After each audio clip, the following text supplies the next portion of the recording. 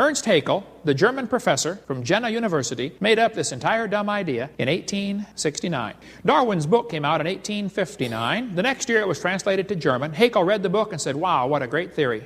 If only we had some evidence. 9 years later, they still had no evidence, so Haeckel decided to make some.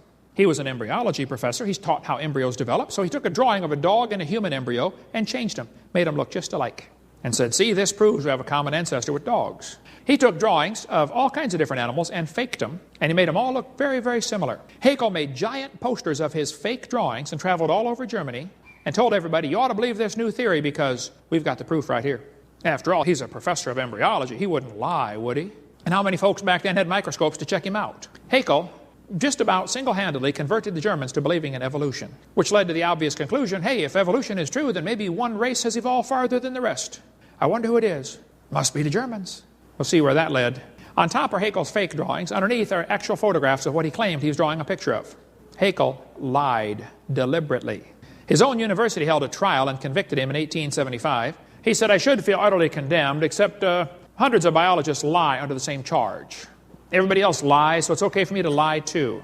Haeckel's biogenetic law is as dead as a doornail, folks. It's not true. It never was true. Proven wrong, 1875. He was convicted of fraud. His own university held a trial and convicted one of their own professors of lying. But his drawings are still used in textbooks in your county tonight. Darwin wrote his book, 1859. He predicted evidence would be found. 1869, Haeckel faked the drawings. 1875, he was convicted of lying. But his drawings are still in textbooks 125 years later. Now, I know it takes a while for textbooks to get up to date, but I think 125 years is long enough. They're still teaching this stuff in textbooks all over the world. This one says, proof of evolution from a common ancestor because of the gill slits on the human. This is simply a lie. Here's a year 2000 textbook teaching it. 2001 junior high textbook. The similarities provide evidence that these three animals evolved from a common ancestor. What similarities, teacher? Don't you see they have tiny gill slits? Folks, this is a lie. Why are we still teaching this to our kids? Here's a 2000 college textbook. Biology, Arms in Camp, one of the worst ones there is, shows a 5 to 6 week embryo, but then it says, by 7 months, the fetus looks like a tiny normal baby, but it's not. It's not a baby at 7 months. Hello? It's a human at conception. Every doctor knows that. 34% of babies born at 5.5 months are going to survive.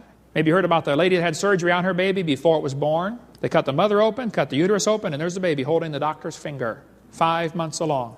Let's see, the angel of the Lord said, behold, thou art with fetus. No, I believe he said you are with child, didn't he? Hey, did you know it's a child before it's born? God knows that. Get more on the embryology lie on the book Icons of Evolution. Why do they keep this in the textbooks?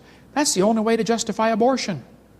They want you to think it's just a fish or an amphibian. You're not killing a child, you're killing a fish. That's why it's in the books, folks. Somebody wants to reduce the population of our planet. His name is Satan.